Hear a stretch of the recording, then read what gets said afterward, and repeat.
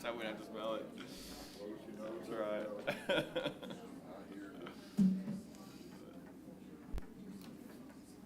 How have you been? Hanging in there. Yeah.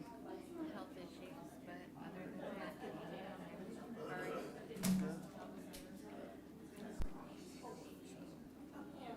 Enjoying the weather for however long we have it. I know. Of course, right after we can't swim it. Well, that's the way it goes, isn't it? Would you expect anything different? No, Murphy's Law. That's right.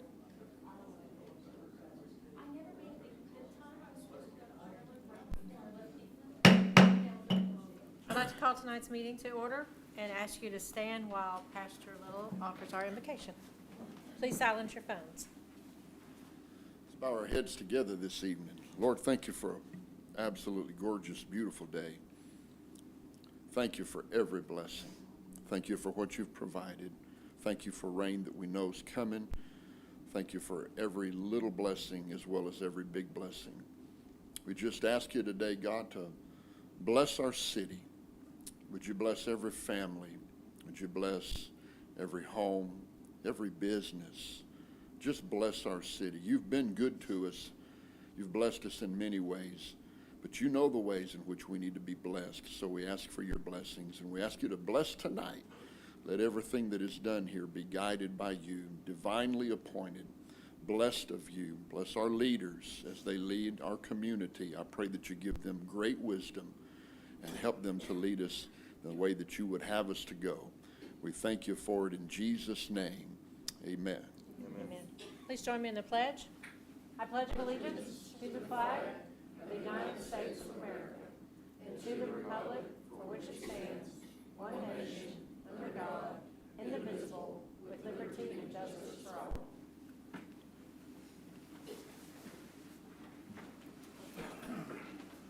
Thank you, Pastor Little. The next item on the agenda is items of community interest. I want, first off, to congratulate the Bowie boys baseball team. I don't know exactly where they are, but I know they're advancing, and they're out of town tonight playing, so that's a good thing for the school. Also, I want to announce, and Bert's going to do this again, we're only going to have the first scheduled meeting in the months of June and July. So what would be the second Monday of both June and July will be the only meetings we have in June and July. So now I'm going to turn it over to City Manager. Okay. At the North Tex meeting last Thursday, the scoring on the solid waste grant was approved, so we should be purchasing our incinerator as soon as TCEQ gives their okay. But we don't know when they will give their okay because they're not back in their offices because of COVID. They are looking statewide at this grant, and they can only do one grant application a week. I don't know why that is, but at any rate. Also at the Nortex meeting, the scoring on the TxDOT Transportation Advisory Committee, which Wayne Bell is very familiar with, the scoring on that was approved, which ranked the TxDOT projects in the area. We fared very well in that our whining, I call that whining when I go up there and whine about something, brought 3 projects into the top 10. At number 5 is the traffic congestion on Highway 81, Y Street and Mason. At number 6 is the railroad bridge on FM 25, which is Mill Street. And both are scored as high priority, which is good, very good. And at number 10 is the widening of Highway 81 Y Street between Washington Street and North Lamb Street, and it was scored as a medium priority. Hopefully something will be done by TxDOT to solve these problem areas. April of 26th, I don't know how long ago that was, nearly a month ago, representatives from BTU came for a visit. Their solar project, which is going to help keep our rates where they're at right now, maybe lower later, has been delayed by a year. But because of their natural gas contracts, our rates are holding steady for now, as electric rates across the state are going up fast. We will keep a close eye on our costs with, while the Biden administration is messing with the oil and gas market. If they would quit trying to kill the oil and gas business, our costs would be more stable. That's a political statement, if you're wondering. Travis Prill of Amoresco will be testing both residential and commercial water meters for accuracy as part of a contract that we've had with them for replacing our water and electric meters that can be read remotely from a few years ago. This contract's probably 4 years old by now, maybe a little more, but they replaced water and electric meters and promised lower costs. And this test of the water meters, they're testing water meters that they've had in the ground for this amount of time. And it'll take place over the next few weeks. They're documenting the savings on the meter and making sure that they're reading accurately. The SLFRF, which is COVID money, report that was due on April 30th has been done. It was almost as hard to find out how and what to do as it is to write a grant. The next report, that luckily, is due next year on April the 30th, and y'all better hope I'm around when that happens, because it's hard to get into their site, because I had to scan my face and put in my driver's license picture and all this stuff for them to be able to identify who I was. So I'm going to probably, no, I won't say that. I went to an ARCIT meeting. ARCIT is the Association of Rural Communities in Texas meeting on April the 28th as a member of the board of that organization. The highlight meeting was an address from the state representative from San Angelo, Drew Darby is his name, who stressed that fight in Texas legislature is not between Republicans and Democrats, but between rural and urban. As an example, he stated that west of Interstate 35, there are 17 state representatives. And in Harris County, which is Houston, there are 17 state representatives. Therein lies the problem. Almost all legislation related to cities will be centered on urban issues, but in many cases, those issues will have a negative effect on rural communities. So we need to keep that in the forefront of our mind. We've just about completed an unfunded mandate by the PUC and ERCOT for an emergency operations plan for our electric utility. Kirk Higgins, who did the majority of the work, and Jay Evans have put together our emergency operation plan, and we will be sending it to ERCOT and the PUC before the June 1st deadline. We will have a training on this plan tomorrow morning. These guys did a great job of putting it together, and the horrible part of it was ERCOT or PUC didn't give us anything to go by. There's no templates or anything, and so we just had to pull something out of the air and hope that that satisfies them. We had a pre-construction conference for the Ussery Street Sewer Line project on the 11th. The contractor has been bringing in equipment supplies for the line. The construction should not take very long, as the line will be in a fairly open area. So we're not going to be tearing up any streets or anything like that. We had to go over there and move a trailer from one of the, that was in the way of the contractor, and we did that today and had a few problems, but we got it moved. We got approval from the Texas Water Development Board this last week in that the environmental assessment is finished and there are no problems with the citywide sewer line project. So we can expect to see progress in the design and implementation of this project in the near future. The word they use is there's no environmental impact, which I guess that's the way they say that. The TPPA, Texas Public Power Association annual meeting is July the 23rd to the 26th, and we will either cancel or move the meeting that is scheduled for the 25th. And special note, and everybody needs to take note of this, Barbara, take this down, because I'll be probably calling you to put something in the paper about it. The city finance office will not be open until 10 a.m. on Wednesday, June the 1st, because of the software upgrade. No payments of any kind, utility, fine, permit, etc., will be accepted until after 10 a.m. It'll take us between 8 a.m. and 10 a.m. to get the software upgrade done, and then hopefully we'll be ready to go for business. Any questions? Where are we at on, is the COVID relief funds, are they related to the police building and all that? Where are we at? Mm-hmm. Well, we've got a design, but we've run into some roadblocks that are kind of hindering us right now. And so I don't know when we're gonna get anything else done. If you'd come to my office, I'll explain it to you. So some of it's not for public knowledge, so anyway, Okay. come by and I'll let you know. Any other questions for Bert?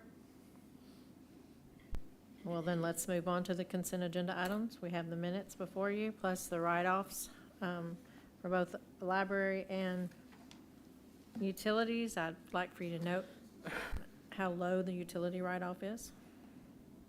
It's getting better and better all the time. No changes or updates on the minutes. I'd entertain a motion to accept the consent agenda items as presented. So moved. So how about Love and second Heffley? Sure. Love? Bates? Post? Aye. Shaw? Aye. And Heffley. Aye. All right, old business is the 24.35 acres of land owned out by the lake. Tonight, we need to discuss, I would like to get a yes or a no on to sell the property before we make any decisions on how we're gonna do it. But we need to decide whether or not we're going to sell it. Have all of you had a chance to go look at it? I'd like to see us get an appraisal on it. Oh, definitely. I talked to Bart about that tonight. We definitely don't want to move forward. If you guys vote yes on the sale of the property, then yes, we want to move forward with an appraisal. So with us saying yes tonight, then if we come to another spot where we say, hey, well, I just don't think that's worth selling. We could always change our mind. Okay. But I don't want to go and spend the money on an appraisal until you guys have said, yes, I'm willing to sell it. Kind of give you an idea of what I'd like to see y'all decide tonight is, number one, yes or no, do you want to sell it? Number two, yes or no, you want an appraisal on it? Number three, yes or no, how do you want to sell it? Do you want to do it as an open bid, or do you want to, we can hire real estate agents and kind of one real estate agent and market it that way. So, or we can do it, through sealed bids.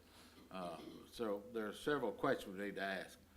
And kind of a side note, I'm in the process of preparing an ordinance for you to allow boat docks and boat houses on that side of the lake. I think that'll help the sale of the property, increase the amount of money, and I'll bring that to you at the next meeting probably. We've all been scrutinizing it and going over it. So I'll bring that to you. But I think that the idea of allowing boat docks and boat houses will increase the value of that property. So tonight, I want to know your feelings on selling the property. I feel that I'm open to selling it if it makes it worthwhile. I just don't want to see us get rid of something because we can. I mean, if there's not an immediate need, or we're not going to see the benefits of that dollars. Because I would even like to say, hey, the sale needs to go to these things that we have on our punch list. So whether it be the drainage system or a sewer project and stuff, so we're being better stewards of that money in this land, that it can go to further the rest of our causes. Absolutely. It'll go into the kitty, but Bart has something he wants to discuss that with you too after we see what it's worth and what we can make off of it. There'll be a point in time if we decide to sell it and we get along and we sell it, then, I don't want to just put the money in the general fund. I want to earmark it for what you just said. It just not trivia and have it there. I want to mark it for something. And, we've got a lot of needs that we need to take care of. And I think there's a lot of money there. And I think that we'll find out the true value of that property when we get ready to sell it, so. We just- And to having it appraised, you know, wouldn't hurt, but We just need to be clear to the public that this is not a park that we're selling or shutting down. No, Because I've it is heard the not. misconception, they think we're shutting down another park or selling their lake park.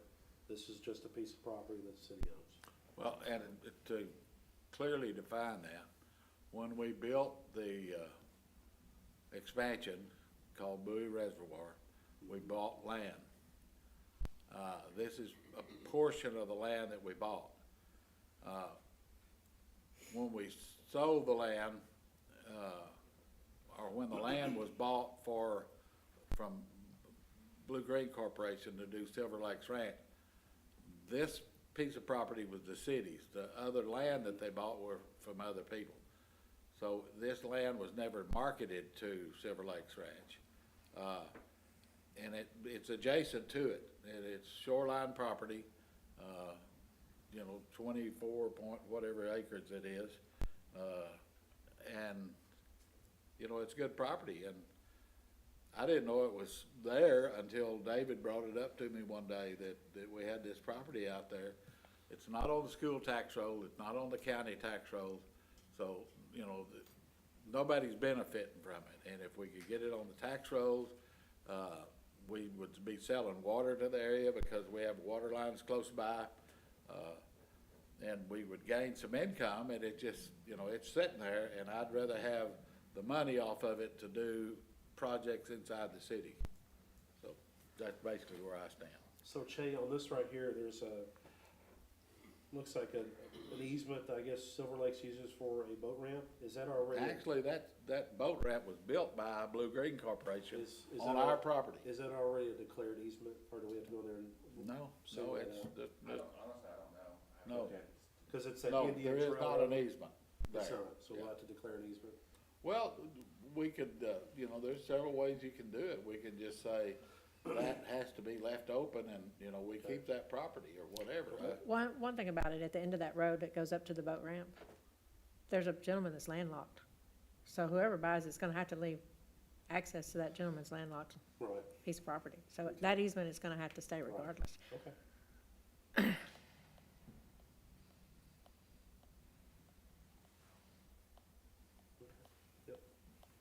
So would someone like to make a motion to move forward and put this property on the market? I'll make the motion, we move forward and sell the 24.34 acres in the Daniel Farris Survey.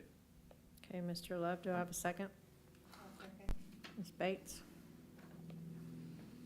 Heffley? Aye. Love? Aye. Post? Aye. Shaw?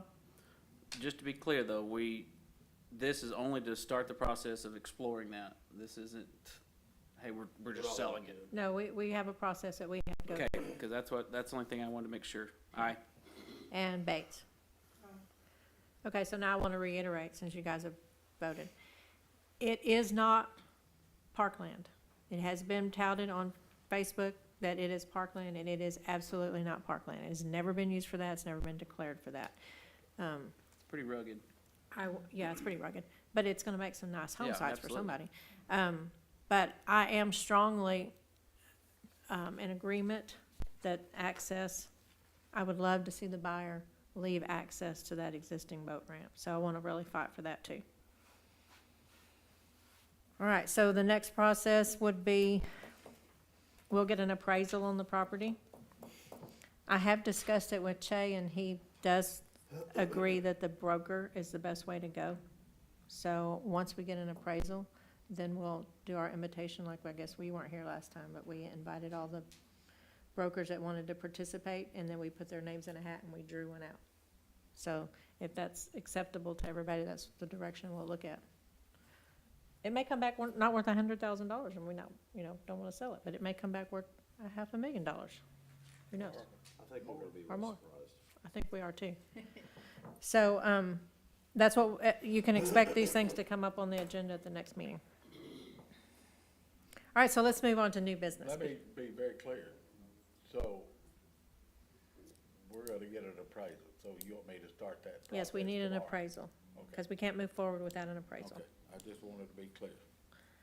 I visited with Beth a couple weeks ago, and I know most of you know that I'm a huge fan of the library, and especially her summer projects. And you have a piece of paper in front of you about the Bowie Community Development Board's doing movie night, and the library is joining us this year to do that as a joint project. So we're very excited, and she handed more out to you. But she's recently been to a library convention. Texas Library Association. That, and I wanted her to report to us what she learned and what she's doing this summer. Mainly, it was nice to be able to gather again with like-minded librarians and libraries from towns as small as ours, and being so close in Fort Worth, we were able to do that. Learned a lot of new resources for grants and programming, and I did go to one interesting session called Libraries versus Parks Department Cage Fight. Oh, no. No, but it was funny. It was funny, but no, the point of that session was how we should, instead of fighting against each other in our budgets, partner more together. And I'm very blessed that Clyde and Bonnie are always accommodating when I ask for something, whether to use the community center or to put the story walk up at the park and help maintain that. They're always very helpful in whatever I need. So I have a great relationship with our Parks Department, and just a lot of legislature issues that are coming up. And of course, the big talk this year was book banning and the freedom to read. We are a public library. Not every book in our library is going to be to your taste, and that's okay. You do not have to pick it up and check it out. So that's the main thing that they were talking about a lot at the TLA conference. But we had a great time, and it was good to see everybody and feel normal again. So, but this summer, our summer reading program is Oceans of Possibilities. And it's, again, feels back to normal, where everything's going to be in person, and our reading programs have grown, though, and our space at the library is small, so all our programs will be held on Tuesday mornings at the community center at 10 a.m. for the children's programs ages 0 to 12. And we have a program every Tuesday in June and July, except for July 5th, which will be right after the 4th of July holiday. We have 3 teen programs scheduled for they're not as well attended as the children's programs, because teens are busy. They're in sports and camps and everything else. So we've come up with 3 very interesting programs for the kids to do, and we're going to do a Goonies interactive movie. We're going to do a code breaking with nautical flags, and a recycled materials mural out of using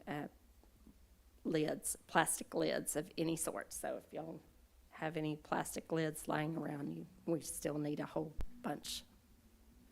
Feel free to donate. And we're doing adult crafts, and of course all of our themes involve the ocean and the care of our ocean, and the importance of taking care of our ocean, and things that are in the ocean. And we're not very close to an ocean, so we're bringing the ocean to the kids around town. I'm really excited. We're going to have a program called Touch a Boat, where people who have any type of watercraft can bring it to the park that day, and the kids can look at it and touch it. We'll have sailboats and motorboats and kayaks and surfboards and sea-doos, and so, you know, all kinds of things for the kids to look at and touch. And the Boy Scouts are gonna teach them how to tie knots, and just a lot of fun activities, which I gave y'all a schedule. It's on our Facebook page, it's on our web page, and it's been in the shopper, it's gonna be in the Bowie News, and Cindy and I are gonna talk on the radio in the morning about it. So, I think, So the Welcome to Earth program is second grade and older. What's the age group on these other ones? the Tuesday morning programs are geared toward ages 0 to 12. And then our teens are 12 to 17. And then the Welcome to Earth is a Discovery Channel program about different things on the Earth, so. And then we're also doing our gaming days, our video gaming days. Those are Thursdays from 2 to 4, and they're for children if they know how to play a video game. My 4-year-old great nephew comes and plays Minecraft, so So is that at the library? that's at the library. We have a Nintendo Switch, a PlayStation, and an Oculus. And then we have all kinds of board games. I got a grant a couple of years ago to do the gaming program. And with that, we bought a bunch of board games. So even if y'all want to have a family game night, there's board games that you can come check out at the library and take home and have family game night. And That's all cool. kinds of things So like it that. starts at 10, how long does it usually last? 45 minutes to an hour. Yeah. So what's the movie day? My movie day? Yes, your movie Yeah. day.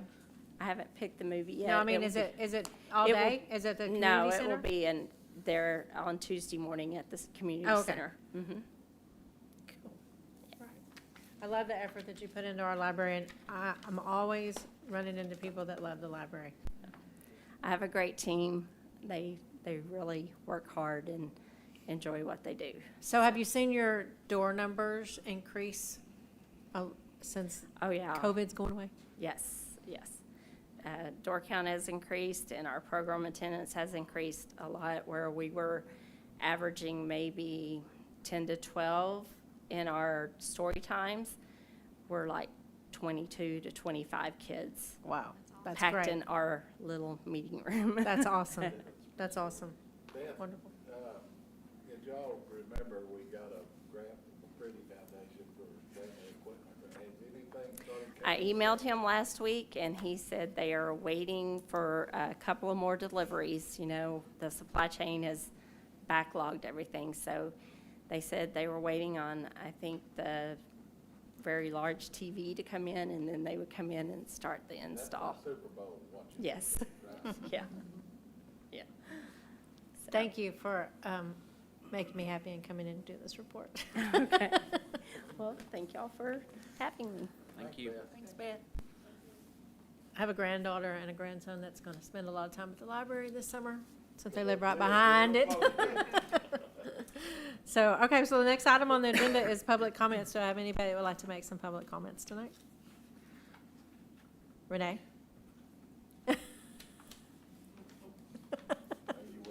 Yeah, so, I'm good. Kat got her time. I'm good.